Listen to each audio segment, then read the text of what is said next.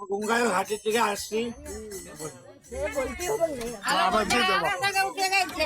Hello বন্ধুরা, দেখুন আমরা গঙ্গাজল ঘাটের থেকে এসেছি। আমরা এই বাসটি রিজার্ভ করেছি।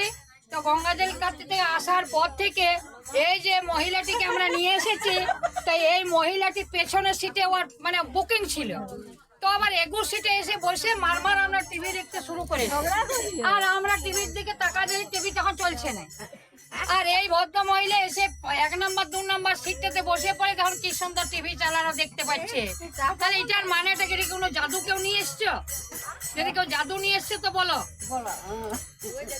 জাদু খেলা কেউ যদি এসছে বলো, এটার মানে কি বলো, তুমি বলো। বলো আমি ওইখানে ছিলাম, এইখানে এসছি, তার মানে কি? তাহলে তাহলে আমাদের কেমন লাগছে এখানে এসে? কেমন লাগছে বলো? ভালো লাগছে। আবার অন্য অন্য জায়গা আমার সঙ্গে যাবে তো?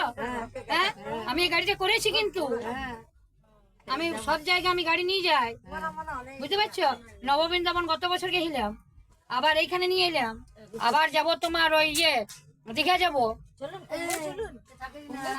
কুম্ভ দেখি। ঠাকুর যদি জানাই তাহলে আমি আবার রেডি করে দিচ্ছি তোমাদের। আচ্ছা, তো যাই হোক বন্ধুরা, আপনাদের যদি আসার ইচ্ছা থাকে এখানে আপনারা আসবেন। আমার ফোন নাম্বার রাখবেন 9474189644। আপনারা অবশ্যই আসবেন। আমি যতদিন বেঁচে থাকবো আপনাদের প্রতিটি জায়গা তীর্থস্থান নিয়ে যাব।